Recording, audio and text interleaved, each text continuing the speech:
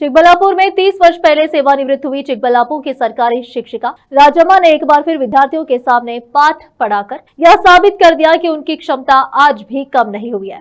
शहर में presidency school में यूकेजी विद्यार्थियों के लिए ग्रेजुएशन डे कार्यक्रम आयोजित किया गया था।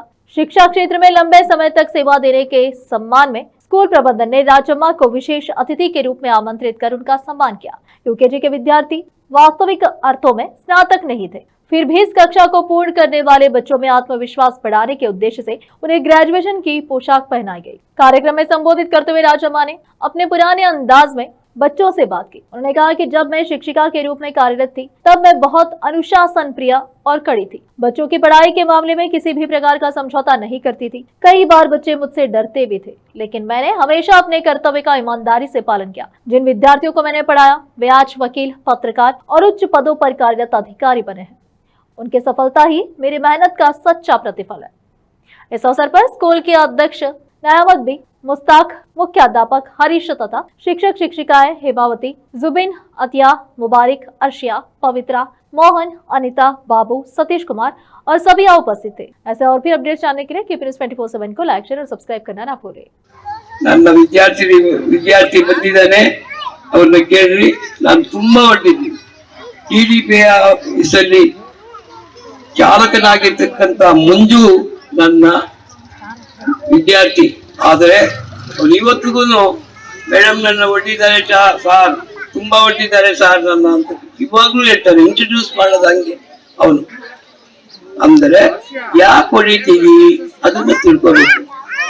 ಫ್ರೆಂಡ್ಸ್ ಆಗ್ಲಿ ಮಕ್ಕಳಾಗ್ಲಿ ಯಾಕೆ ಟೀಚರ್ ಹೊಡಿತಾರೆ ಅನ್ನೋದನ್ನ ತಿಳ್ಕೋಬೇಕು. ತಪ್ಪು ಮಾಡಿದಾಗ ಓದದೆ ಇರುವಾಗ ನಮ್ಗೆ ಸಂಕಟ ಆಗುತ್ತೆ. ನಿಮ್ ಪೇರೆಂಟ್ಸ್ಗೆ ಎಷ್ಟು ಇವಾಗ ದುಡ್ಡು ಕೊಡ್ತಾ ಇದ್ದೀರಾ, ಅವಾಗ ಏನ್ ದುಡ್ಡು ಕೊಡೋಷ್ಟು ಇರಲಿಲ್ಲ. ಪ್ರೈಮರಿ ಸ್ಕೂಲ್, ಗೌರ್ಮೆಂಟ್ ಸ್ಕೂಲ್ ನಲ್ಲಿ ಫೀಸ್ ಇಲ್ಲ. ಅಂತ ಸ್ಕೂಲ್ ನಲ್ಲಿ ಅವ್ರು ಕಳಿಸ್ತಾ ಇದ್ದಾರಲ್ಲ ಮಕ್ಕಳನ್ನ, ಅದೇ ಓದ್ತಾ ಇಲ್ವಲ್ಲ ಅಂತ ನಮ್ಗೆ ತಂದೆ ತಾಯಿಗಿಂತ ನಮ್ಗೆ ಸಂಕಟ ಆಗ್ತಾ ಇತ್ತು.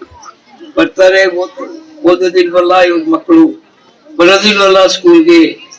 ಎಷ್ಟೋ ಮಕ್ಕಳ ಮನೆ ಹತ್ರ ಹೋಗಿದ್ದೀನಿ ನಾನು ಕರ್ಕೊಂಡ್ ಬರೋದಿಕ್ಕೆ ಅಂತ. ಇವಾಗ ನನ್ನ ಪೇರೆಂಟ್ಸ್ ತಪ್ಪಾಗಿ ತಿಳ್ಕೊಬೇಡ್ರಿ. ನೀವು ಮಕ್ಕಳನ್ನ ಸಾಕಿರ್ತೀರಾ, ಮುದ್ದಾಗಿ ಸಾಕಿರ್ತೀರಾ. ಅವಾಗ 7-8 ಜನ ಮಕ್ಕಳು ಇರ್ತಾ ಇದ್ರು ತಂದೆ ತಾಯಿಗೆ. ಇವಾಗ 1, 2, 3 ಇವಾಗ ಒಂದೊಂದು ಆಗೋಗಿದೆ. ಅಂತದ್ರಲ್ಲಿ ಮಗುನ ಮುದ್ದಾಗಿ ಸಾಕಿರ್ತೀರಾ. ಟೀಚರ್ಸ್ ಬೇರೆಯವರು ಯಾರಾದ್ರೂ ಹೊಡೆದಾಗ ನಿಮ್ಗೆ ನೋವಾಗುತ್ತೆ. ಅವಾಗ ಬಂದು ಟೀಚರ್ಸ್ನ ಕೇಳ್ತೀರಾ, ಯಾಕೆ ಹೊಡೆದಿದ್ದು, ನೀನ್ ಪಾಠ ಕಲಿಸ್ಲಿದ್ರು ಅಷ್ಟೇ ಹೋಯ್ತು, ನನ್ನ ಮಗುನ ಹೊಡಿಬೇಡ. ಇದು ಪೇರೆಂಟ್ಸ್ ಹೇಳ್ತಕ್ಕಂಥ. ಅಂದ್ರೆ ನೀವೆಲ್ಲರೂ ಅಲ್ಲ, ಯಾರೋ ಕೇಳ್ತಾರೆ.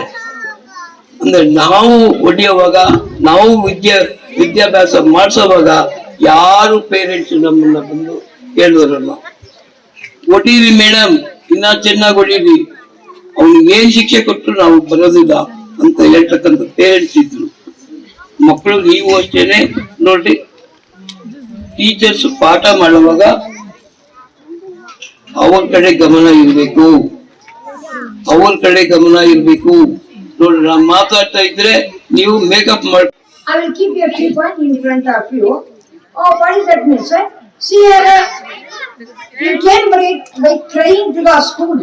Is it not that? You came to our school by crying. Because you have to adjust to the school. Already 3 years or 4 years you adjusted in your family with your parents. Then you came crying, then you adjusted with us. Is it not that? We played, we jumped, we danced, we sing, and next we laughed, we conducted. That is positive. Everything, is it not that? When you came, you have forgotten your parents. No. In the school, who are your parents? Means from morning till evening, we are your parents. Is it not that? Even we have given food also to you. We have opened the boxes, then sometimes you are crying like that. Amma, oh Allah, Amma, tao beku, ammi.